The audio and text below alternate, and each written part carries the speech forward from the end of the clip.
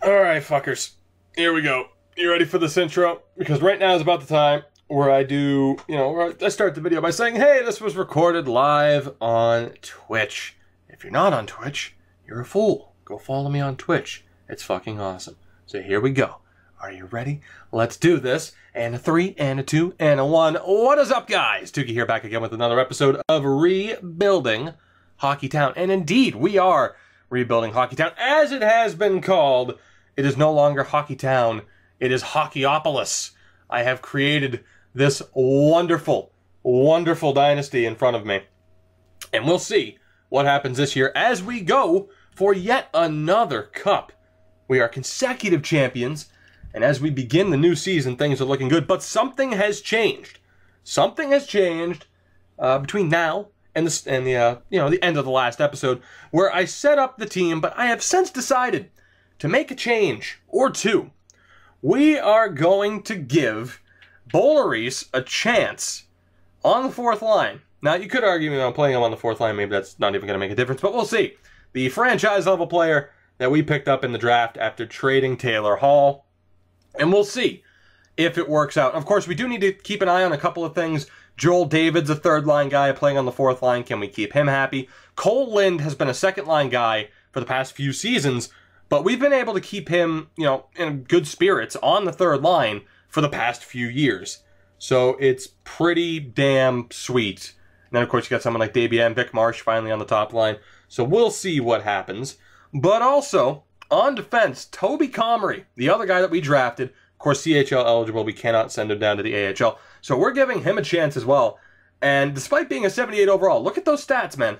He is NHL ready. He's just not a physical player. His shot's decent, his puck skills are pretty damn good, and defensively, he's not terrible. So Toby Comrie looks to be the real deal. Of course, we ended up with the first, second, and third overall pick. We let the AI make that decision for us. And needless to say, it worked out pretty damn well. So for the moment, what we're going to do is, with Brent Perron and Marshall Stewart, we can't send them down. They're both waiver eligible. So we're going to see how our two young players do. If they struggle, simply enough, we send them back down to junior. If they don't, we end up trading Stewart and Perron. It's pretty damn simple. So let's get in to simming this season. I don't expect to have to make too many trades, really. That's the hope. That is the hope, that we can get through this without having to make too many trades or adjustments, and that this team gels and we just cruise our way to the playoffs. You never quite know how it's going to work out, but it'll be interesting to find out. I guess, God, I don't know what the hell to do with scouting anymore. I really don't. I'm tempted to just go fucking 6 weeks on everything. And I think that's what I'm going to do. I mean, the best players typically come from the CHL leagues anyway, so screw it. Screw it. We will do what we have to do here. Started off the season with 2 straight wins before getting shut out by the Rangers. And then Philip Hronek injures his leg. He's only out for a week. The good news is Brent Perron is there. So what I'm going to do is I'm going to have to go in and edit this automatically. Oh yeah, and Ian Scott. Ian Scott's another guy who we have to keep an eye on. But unfortunately here, I'm just going to have to play Brent Perron in place of Hronek. Otherwise, it's just going to be a massive pain in the ass. So let's call up Dolan. I'm going to put Gary McCann with Nick Hague, and then we'll have Perron with Comrie. And I think I have to change the extra attacker. Yes, I do. Ekblad's actually the primary extra attacker. That is ridiculous. Let's go with probably Hagman? Hagman or Pascale? Let's go with... Actually, no, I'll go with Tippett. And if the top... Well, actually, that might backfire. Okay, so instead of Ekblad, I'll go with... God, who the hell do I want to go with here? This is not working out too well. Instead of we'll go with Pascale. Second line guy. Makes sense. It makes sense. So, I'll get Pascale there. You could argue for Boleris just to get him extra time, but... Alright, we're good to go. And thankfully for Brent Perron, he won't have to complain for too long. Again, he's not out for that long. And, come on. Not this. Already? And again, he's only out for a couple of days, but hey, for Marshall Stewart and Brent Perron, it's working out pretty damn well so far. God damn. God damn. All right, well, let's get Marshall Stewart in there. Again, I don't want to go best lines because I'd have to readjust all of the power play lines, and that's just going to be a pain in the ass. So Pasquale is a first-line guy, so we'll call him up. We'll call him up, and actually there, now I can play Hischier on the left wing. For centers, we'll have Debian. I'll call up Lind. I'll call up David. All right, that should work out pretty well. That should work out pretty well. Now, everyone's at least on the proper line that they should be. So, it's not the end of the world. It's not the end of the world. But, yeah, just kind of a pain in the ass to deal with these injuries. Hopefully, Hronek isn't healthy for that Carolina game, or that could be trouble. That could be trouble. Vic Marsh should be back as well. Are they both going to be healthy for the Winnipeg game? Or are neither of them going to be healthy for the Winnipeg game? That is the question. We have a 3-3 record so far, though, which is pretty rough. That is pretty rough. Is either player healthy? No. So we will play without them. Without them. And hopefully these injuries don't... I mean, hopefully this isn't a thing. Because I'd really like to make some decent progress here in this episode. Well, let's see. Hronek is healthy. Marsh should be healthy for this game against Boston. Even if he isn't, I'm still going to make the change. Ken Copeland also, I didn't realize he was hurt. I didn't realize he was hurt. But so far, not the best start. But I'm going to chalk that up to injuries. I'm going to chalk that up to injuries. So, Marshall Stewart, you need to be taken out of the lineup in favor of one Vic Marsh. And then again, I got to fix these lines. It's not going to be that difficult. You just keep moving people up the chart. There you go. Perfect. Quick and easy. And then on defense, it will be Brent Perron taken out for Philip Hronek. Philip Hronek. And there we go. Team is back in order. Just like that. Just like that. Now, hopefully, we can stay healthy, please. That would be great. That would be wonderful. Can we at least make it to the All-Star break? I mean, go ahead and give us like a major injury. Just wait until the All-Star break. I don't want to sit here and have to keep editing the lines. I will be taking a look, though, at Boulerice and Comrie soon. Right? I mean, we did lose to Philly. We have we do have a point streak going now that everybody is healthy. So, I'm going to give it to the 14th. November 14th. We would have given them a month and a half to prove themselves. And we'll see if there's any progression or if they're actually contributing. If they're not, simply enough, they go right back down to the CHL and we don't have to worry about it. There is definitely concern that it might be too early to call them up and give them a chance. But you never know for sure. You never know for sure, and you won't know until you actually find out. But, yeah, here we go. The day has arrived. We do have a 10-4-2 record, so we have done extremely well now that the injuries are back, or now that the guys who were injured are back. But let's take a look. How have our players done? Boulerice is up 1 overall point. He has 4 points, and he's not a minus player. All right, so he's going to stick around. I mean, is Marshall Stewart pissed? Is Marshall Stewart pissed? He's only complained once since being scratched, so I think we're okay.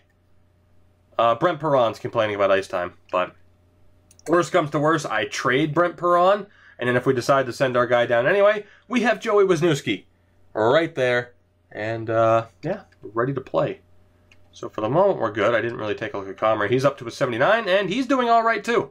So the team will stay the same. The 2 rookies. I mean, they're not exactly going to be competing for the Calder, but we will keep them in.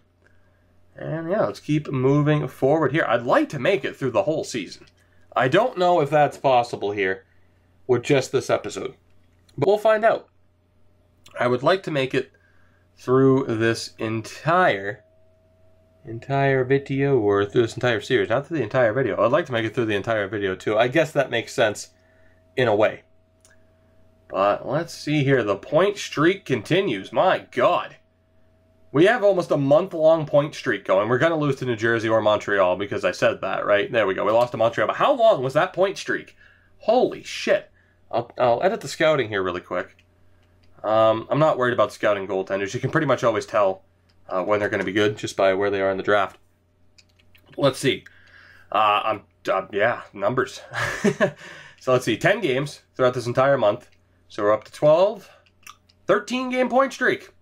13-game point streak is pretty goddamn good. I'm all right with that. And yeah, I mean, yeah, flat out, I'm all right with that. It's pretty damn solid. Let's keep this going. Let the good times roll, as they say. We'll hope for the best here as far as the... I think injuries are the only thing that can really slow us down. You know, the fact that we have... God, come on, he's not out for long, but still. Not out for long, but still. Damn. It's the only thing that's going to slow us down. Bollerice is up to a 67 already, so that's pretty promising. We will get Brent Perron into the lineup. Nick Hague going up to a 91. You beast. You absolute beast. Nick Hague is one of my favorite players we have ever used in one of my series, just in general. He's been such a great player for us. Bollerice has 6 points. Let's check out some of the morale. All right, Joel David's not happy, so we're going to have to fix that. Cole Lind doesn't give a shit. He's just happy to be here. Davien's not happy with ice time either. He's a second-line guy, so that's kind of bullshit. All right, so I have to address Davien and David. All right, so what can I do here? So David will move to the top line. PK. Can he play center? Not really. Damn it. I know I already asked that. Or I think I already asked that. We'll swap him and Cole Lind around. I mean, yeah, I have to do it. Our PK, our face-off for the PK might be brutal, but I'm doing what I got to do. And then Davien, we need to get onto the power play. We need to get Davien onto the power play, which means, I mean, Brent Perron has to stay there for the moment. He has to stay there for the moment. So, Hagman? Do I take out Hagman? Yes, I do. I'll take out Hagman for Davien, and we'll hope that he is happy. He is a righty, unfortunately, though. Let's see, we have multiple lefties, so I can put Davien. I'm actually going to do something crazy and take Rasmus Dahlin off of the power play, which could be extremely risky. But we'll see how it goes, and then we'll put Hagman back in. See, our power play lines are a mess right now. But about time we get to the playoffs, it'll be fine. And we'll just go best lines and not have to give a shit. So hopefully Joel David's good. And then extras, I need to... Actually, Davien already has time. So, who was the other? It was David that was upset. We'll just see if David decides to just fucking man up and not give a shit about it. Now that he's on the top PK unit. We shall see. Which again, by the way, this is live on Twitch. For those on YouTube, of course, this will be going up later. For the people, though, that are around right now on Twitch, if you have followed in the last 20 minutes or so, don't worry. I've seen the follow. I had to turn off the alerts.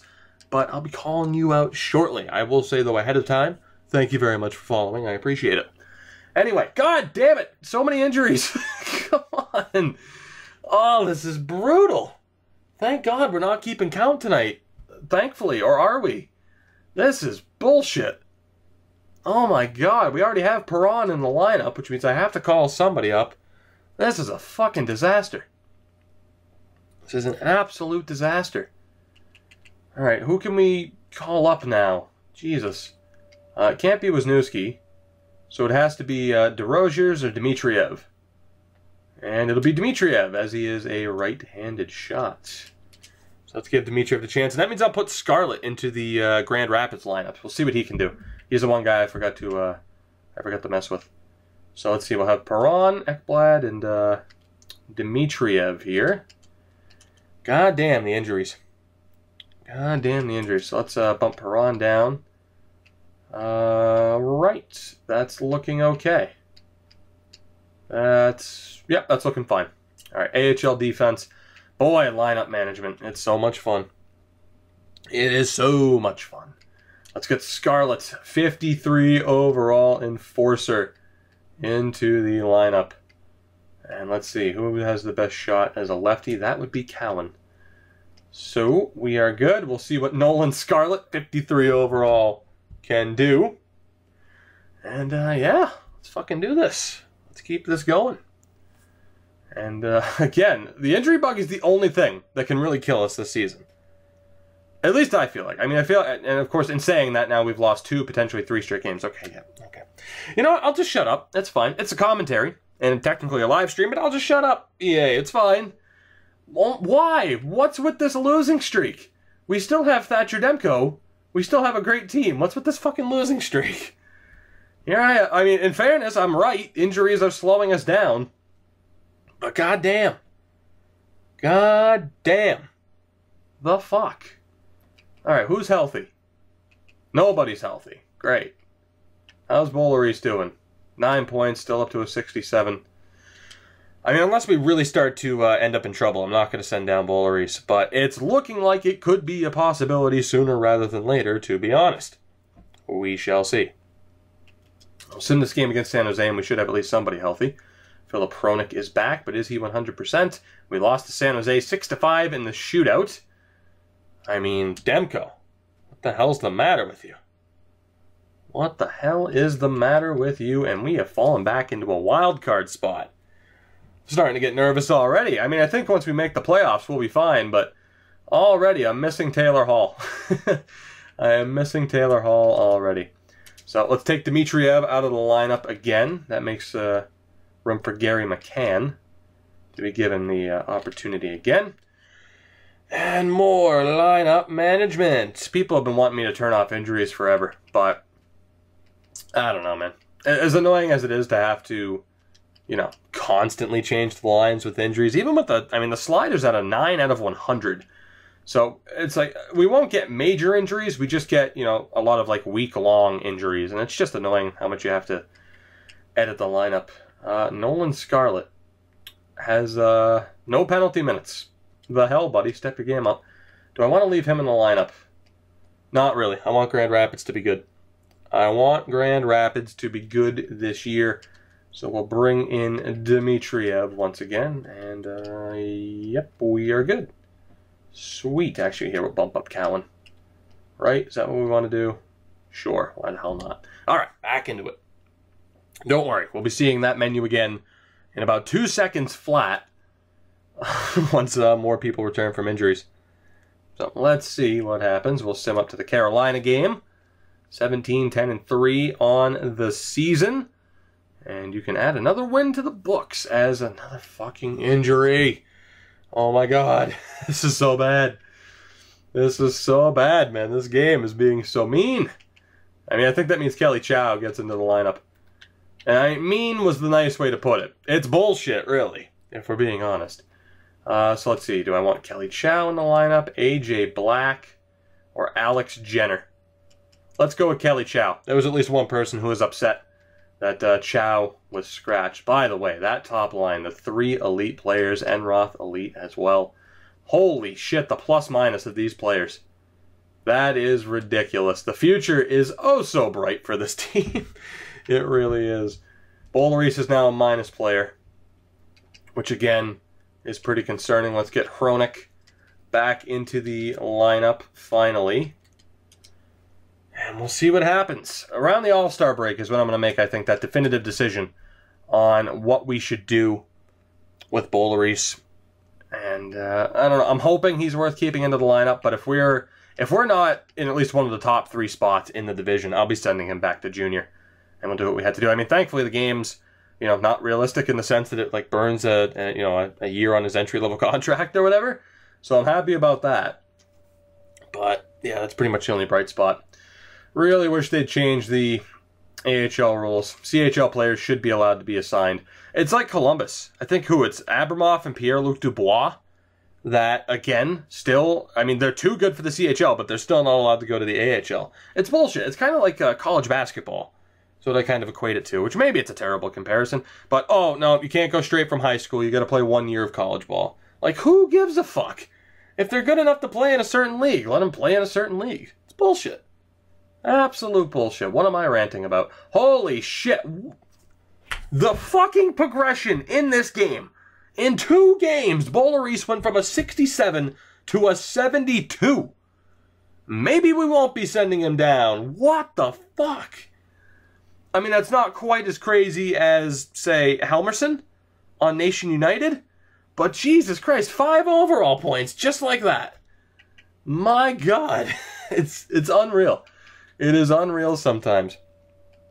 And I mean, I've seen, certain players. I mean, Matt Spencer in this series previously, is the name that always kind of, is brought up as far as like ridiculous progression, but still ridiculous.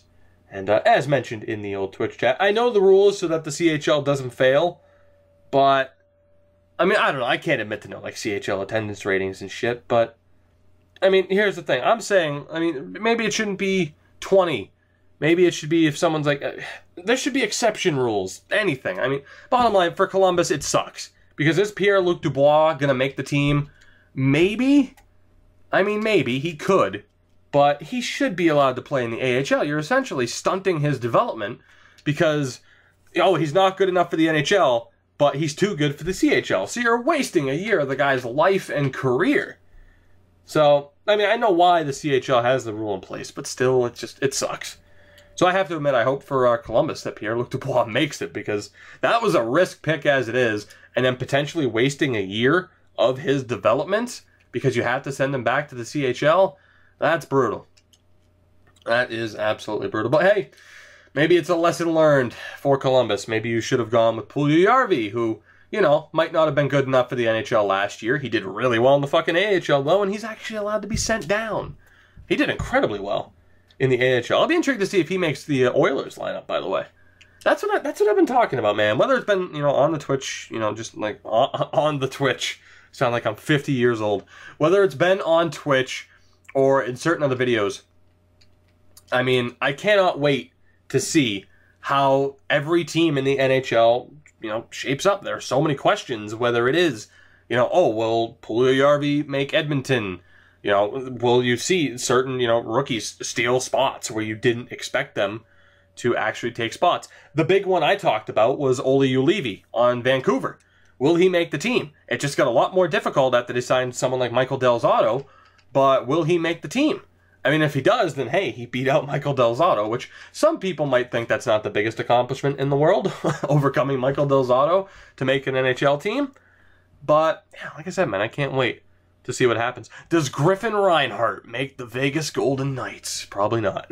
But, yeah, man, I can't wait to see what happens. I'm so excited for NHL season already, which sucks because it's July 5th, technically, as I record this. Yeah, we're a long way away from more hockey, that's for sure. But, and as I'm being told on the Twitch chat, Olli Juolevi could go to Liga this year, which he should. He really should. If you're not good enough for the NHL, but then technically, doesn't that mean he could play in the, doesn't that mean he could technically play in the AHL then too? Technically? I have no idea. I can't remember. He should be able to play in the AHL. Point being, as Sam Boulerice goes down to injury, I just can't wait to see what happens, man. Hell, I can't wait for this time next year, because on this date in 2018, that means I'll be a few months away from seeing the new ECHL team play, and I cannot fucking wait. I am still just so ridiculously excited to see what the team name is, the logo, by the way. If you don't know what I'm talking about, I made a video about it. It's called Hockey Returns to Portland, and you should totally check it out because it was fucking good. Please turn off injuries. That's not going to happen. Whether it's been asked in the YouTube comments, the Twitch chat, as I just mentioned, it's not going to happen. It's part of my series. I really do hate the injuries, but it adds to it. And really, I mean, I like to actually have a need for depth players, because otherwise, I mean, it's just, I don't know, man. I don't know. I'm not going to keep trying to justify it. A question that was asked in Twitch: do I live in Boston or do I just like the team? I mean, I am from Massachusetts. I was born in Milford, Massachusetts. There you go. Now, I have lived most of my life in Maine. I mean, I identify as a Mainer. It's so weird to say the word identify now on the internet, because that opens up a whole different can of worms. But yeah, I have family, like all my family on my dad's side is from Massachusetts. A lot of, if not most of the family on my mom's side lives in Maine. I also have family in New Hampshire. So I am a New England guy through and through. But as far as legitimacy goes, I was born in Massachusetts. So yeah. Damn it. I am a Massachusetts guy through and through. Now, Comrie is who I wanted to check up on. Not having the greatest year, but he is up to an 80. Right? He is up to an 80. Gary McCann, holy shit, is a top 4 defenseman. Well, shit. Oh, God, that's going to cause issues. That is going to cause issues. Now, I'm not surprised, but then the question is, like, I don't want to trade Dahlin. I'm definitely not trading Nick Hague. Hronek and Ekblad aren't going anywhere. So if Gary McCann starts to complain, we're going to have to trade him. Which, damn it. And I mean, that just means we'll get another first-round pick, and that'll turn into another great prospect. You know, rinse and repeat for the cycle. But I guess for the moment, I'll keep Toby Comrie. Brent Perron's gotten to play enough this year that he hasn't really complained. But again, if we can't turn the season around, I'll definitely have to double check about sending Comrie down. And of course, he does still have the power play time. Now, McCann, though. McCann needs power play time. As much as I want to keep Comrie, which, by the way, Stewart only has power play time because of the injury, I need to get McCann ice time. And to do that, it sucks though. Our PK is pretty much all, it's 4.5-star defense. I'm going to have to take Rasmus Dahlin out of the penalty kill. And I'm going to have to put Gary McCann there because he needs that time. And hopefully that can keep him happy. I'm going to have to look at the morale for everybody on the team right now.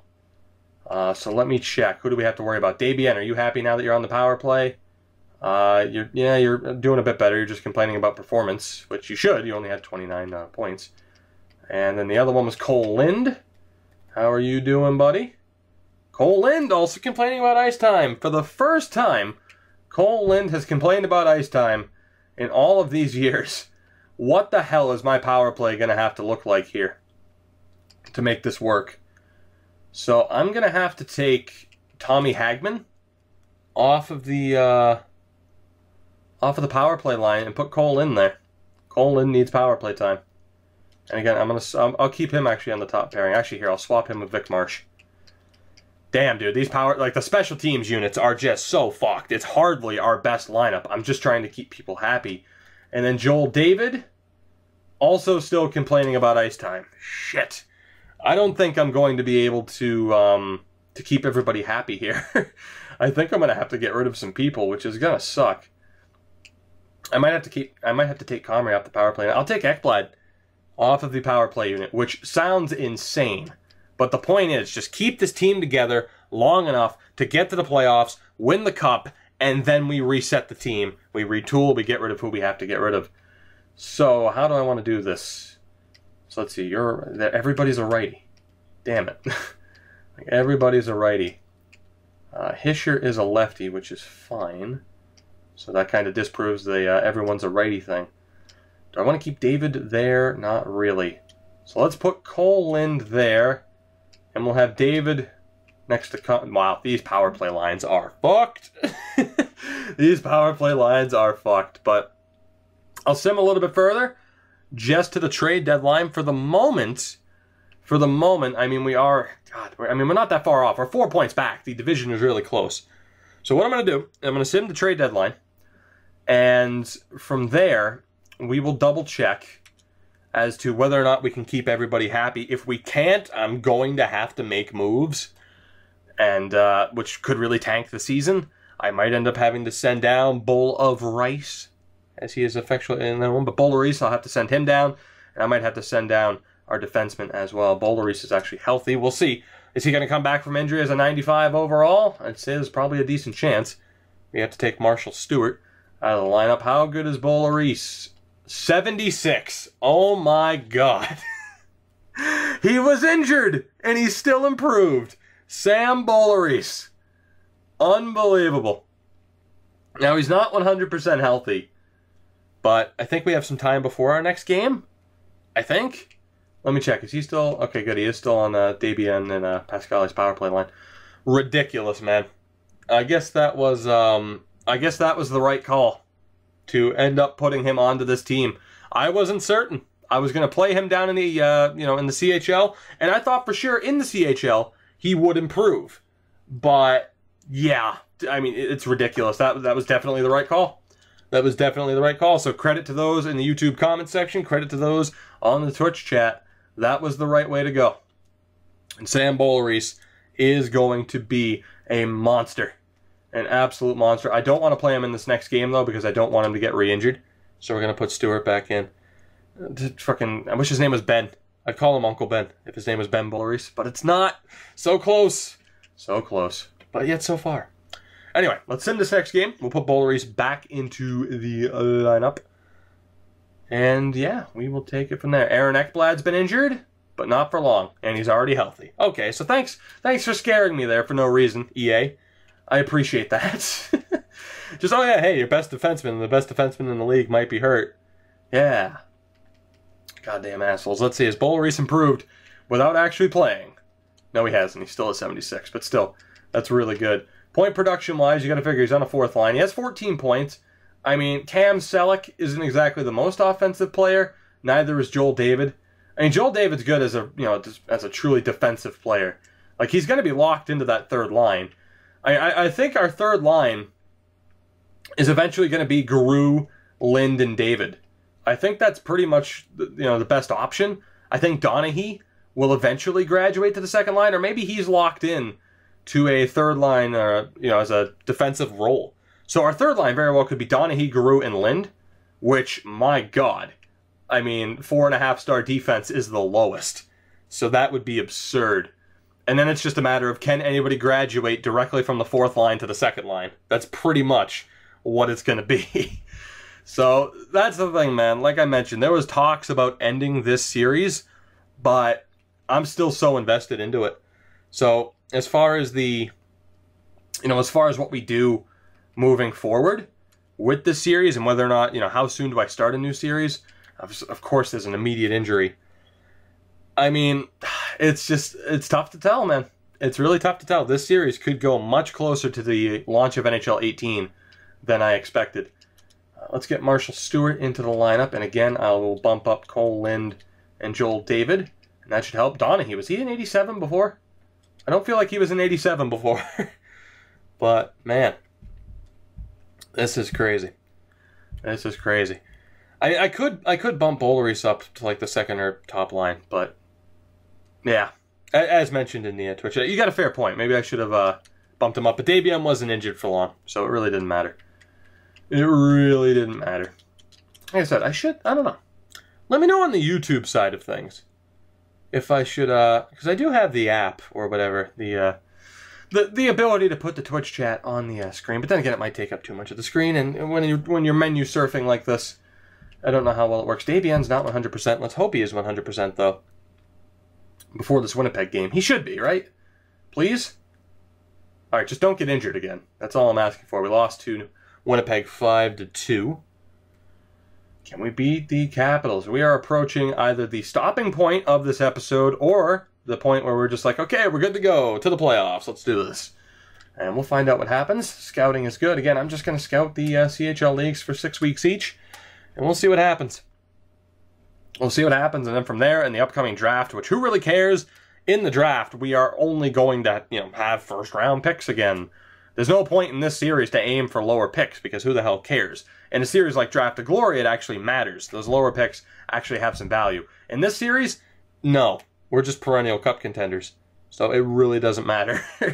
But we've hit our stopping point with a 38-20-3 record. The Griffins also on 31 points this season.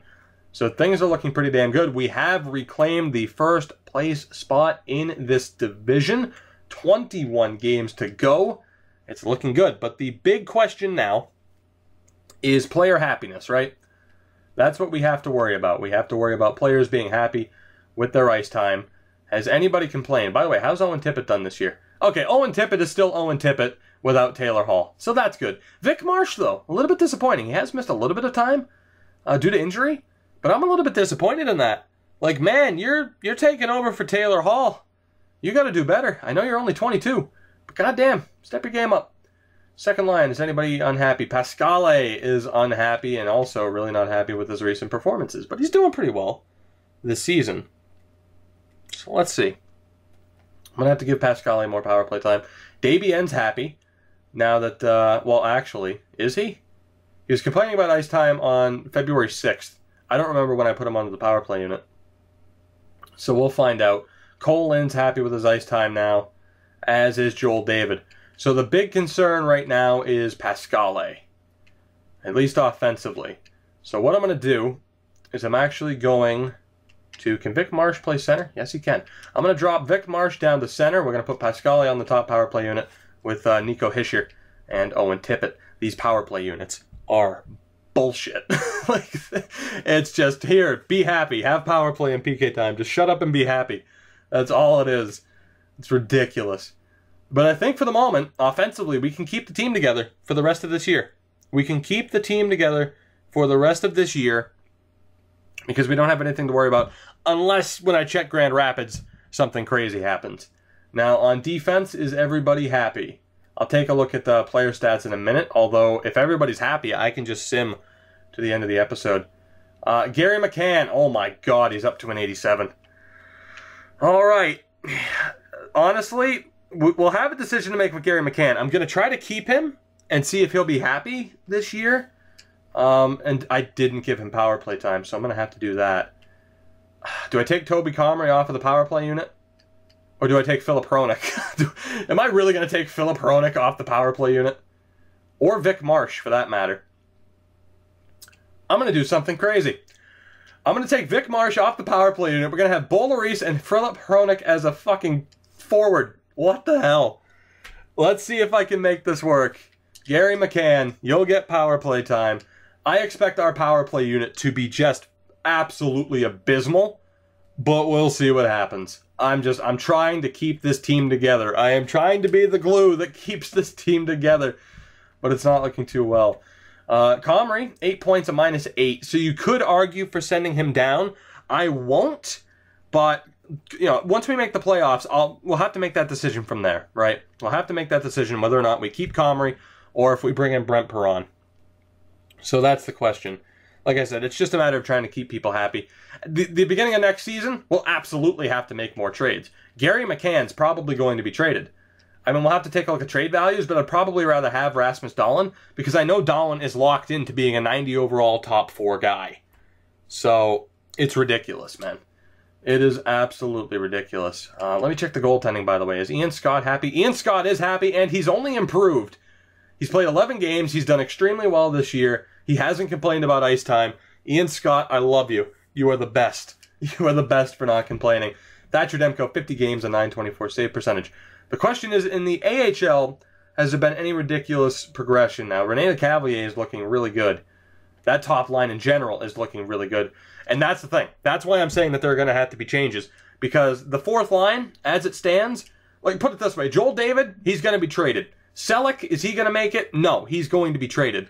The fact is, eventually, I imagine Tommy Hagman, as I mentioned before when we originally signed him, again, we had him as an RFA, couldn't afford to sign him, so we had to go to free agency and give him a worse contract than I wanted. This might be Tommy Hagman's last year here, because you're looking at Bo Lloris moving up. The entire fourth line, as it shows right now, will be traded because our top line, if not Lecavalier, then at least Jean Perreault, will be ready to be the fourth line. This team is a goddamn prospect factory. Perhaps the best prospect factory I've ever had. This rivals the Vancouver series on NHL 16. No doubt about it. This is ridiculous. But taking a look at the top line again, they're doing extremely well. Jesper Enroth's gone up 3 overall points. Jean Perreault is still listed as a minor league scoring forward. I imagine he'll go very quickly to a depth forward and then a third line guy. So things are looking pretty damn good. And then on defense, Joey Wisniewski, still a third-line guy. Holy shit. Wow. 42 assists and a +24 as a defenseman. What a fucking beast. What a beast. And then you got Louis DeRosier, who is going to also be pressing for a third-pairing defensive spot next year. This is ridiculous, man. This team. And then Harold Van Kadishin, up to an 82 overall, .923 save percentage in Grand Rapids. What the hell, man? What the hell? I love this sim. I love this series, man. The teams are just so ridiculous. They are so ridiculous, and we're good to go. Let's sim to the end of the year Honestly, I was thinking of maybe backing out and then, saving, backing out, and then loading back in. Because I have a feeling some people's player role would change if I did that. That's what typically happens. But you know what? Who cares? Who the hell cares? Let's go. Let's do this. Through the trade deadline, no moves are necessary. Both teams are in an amazing spot. No, I don't want Nail Yakupov. Get the hell out of here. Get the hell out. Arnold Palmer finally ran out. Damn it, but it's delicious. I gotta switch to the water, man. It's so hot in this room. And for those on YouTube, for the record, I am in hour 4 of the stream I'm doing at the moment. So, yeah. Yeah, excuse me if my voice is starting to give out. As I completely just lost where the hell that... Oh, there it is. I dropped the cap to my water. I dropped the cap to my water. All right, Owen Tippett out with injury. So what we'll do is we'll bring in Marshall Stewart, and then as was suggested previously, actually, hold on. What I'll do is I'll go Hischier, Marsh, Pascale. We'll bump up Cole Lind. Actually, no, we won't bump up Cole Lind. I'm tempted to bump up Boulerice, but you know what? I'm not going to. It is a great idea, and I'm not saying that it isn't.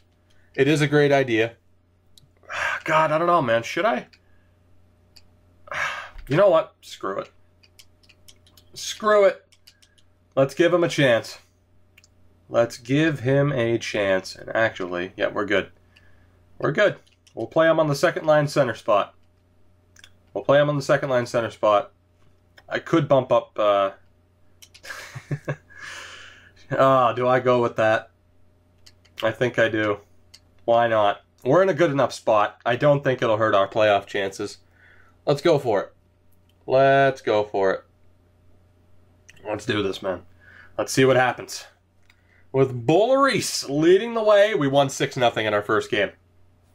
He's a miracle worker, man. He is. We're actually winning with him on the top line. You could argue, like, I should have traded someone now. I should have traded Hagman. I should have traded Hagman at the deadline and had Boulerice on the second line for the rest of the year. I should have done that. I am foolish for having not, but I should have done that. So what I'm going to do is, let's bump Stewart over there. All right, so good. The team is still good. We'll take out Stewart. I'm actually going to play Owen Tippett on the left. Typically, he's on the right. He's been on the right the entire time because of Taylor Hall. I'm going to swap him over to see if Vic Marsh can get his shit together, basically. We'll see what happens there. Damn, let's go. And hopefully we can avoid injury. He wasn't, Tippett wasn't 100%. I'm surprised, though. Stewart, Stewart and Perron haven't really complained all that much about their lack of ice time. Granted, we've been dealing with quite a few injuries, of course. But, yeah, overall, it's been a damn fine season for this team. Let's get Scarlett in. Do I play him on the top line? Do I play Scarlett on the top line? Sure, we'll play it. Nah, I can't. Like, Joey Wisniewski is just leading the team. We'll bump up Cowan. We'll bump up Cowan. I might have to take care of the shootout lineup or the extra attacker. Which one? Shootout lineup. Wisniewski, Perreault, Burkhoff, Hummel. We'll put in LeCavalier. We will put in LeCavalier. There have been a lot of injuries, though, in this episode. I don't know why, man. Like I said. And it does give me a chance to get, depth players into the lineup. So, I'm not all that concerned about it. It's not the biggest deal in the world. But, you know what? We'll be alright. We will. We'll be alright. And we'll keep marching on. We'll get through this season. We are very close to the end of this episode. We are absolutely going to be a 50-win team once again. Which, as defending 2-time champions now, that's not very good news for everybody else. It's not very good news at all. Is DeRozier's 100% down in Grand Rapids as we have hit 50 wins? I need to see if he's at 100%.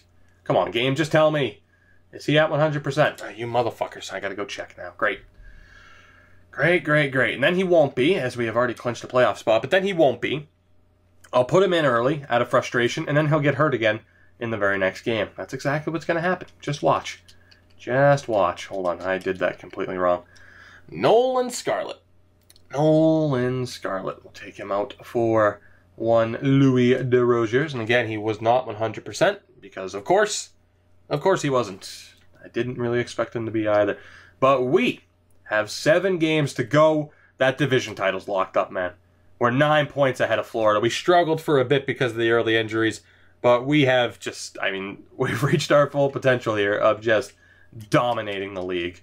Absolutely dominating the league. The question is, how close to 60 wins will we get? What do you guys think? I'm going to guess 55. I think we're going to lose quite a few of our last few games here. I'm going to say 55 wins, which is a very, very good season and should be good enough for the President's Trophy. If we're thinking realistically here, although there's a strong chance we could have more than that. We beat Ottawa in a home-and-home, 54 wins on the year with 3 games to go. Grand Rapids with 42 wins. These teams are insane. Absolutely insane. It's Toby Comrie. Wow. Well, there we go. Well, that decision's been made for us. Toby Comrie goes down with concussion issues. He is out for the rest of the year. Toby Comrie is out for the rest of the season, out until the 4th of July, 2025. Well, that sucks, man, because he's had a really decent season. He's had a decent season. Turns out we made the right choice in keeping Brent Perron. Now, he has dropped an overall point, but I have a feeling he'll bounce back really quickly. Comrie finishes the year at an 81 overall. He had 12 points this year, was a +2. Not too bad for the rookie. He'll be back next year. He'll be a staple of the third pairing, but his season is done. Which means Perron, of course, joins Brent Perron. Brent Perron joins Brent Perron. Brent Perron joins McCann. Man, getting ahead of myself. On that third pairing. Is McCann happy as of late? Not really. All right, so I can change the power play units now. I can take Perron out of there and bring back Philip. Philip Perron's already there. Who did I take out? I took out Marsh. We can bring. Oh wait, never mind. Was Marsh the center? No. Okay, I definitely took out Marsh. I have changed these power play units so much this season. I have absolutely lost track. But again, for the playoffs, I'm just going to be making the best team possible, right? That's all I'm aiming to do. So we'll actually keep McCann there. Let's swap Marsh and Hronik. There you go. Quick and easy. And actually, let's do that. There we go. That team's looking pretty damn good now. And at this stage of the season, I honestly don't really care as to, wow, we got a waiver offer this late into the season? Wow, well, he's not going to be good because every team would have passed on him. We have to be the first place team in the league. Rob Green, 24 years old, medium top 6. Yeah, he's not gonna progress. I mean, I could pick him up and trade him, but he has 1 year left. So yeah, we'll just decline that. That's fine. But like I mentioned, we will change up the lines as we have hit 56 wins. We lost our last game of the year. I'm not all that concerned. A 56-win season for the Detroit Red Wings this time out. We finished with 116 points, which is absolutely absurd. We'll take a look at the league-wide point totals. And again, the lines heading into the postseason, I'm going to give us our best power play and best PK units possible. I don't have to worry about keeping people happy at this stage. But that is another President's Trophy in the books. We beat the Edmonton Oilers right now by 9 points. They still have a game to go, though. But regardless, 9 or 7 points, maybe even 8, doesn't matter. That is a President's Trophy for us this season. 70% of the point percentage of 70%. That is crazy. Goals for per game. The NHL's best offense. Actually, quite a few teams. Wow.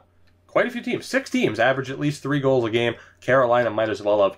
But we absolutely dominated that. And goals against per game, not even close. Our defense and our goaltending is a step above. No doubt about that. Our power... What? Are you serious? That is what I'm most proud of. Of any series I've ever had, that is what I'm most proud of. The fact that we had the league's best power play this season, despite some of the changes we've made. Are you kidding me?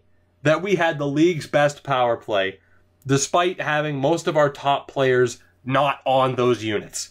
That is ridiculous. How about our PK unit? Wow, second best PK unit, just slightly behind the Devils. That's not even fair.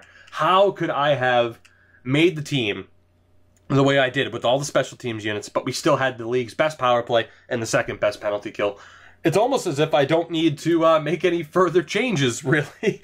I could just keep everything the same. And the Grand Rapids Griffins, not in first place in the division, but they are on their way back to the postseason as well. Again, for those who don't know, the Griffins have been the most dominant team in the AHL throughout the course of this entire series.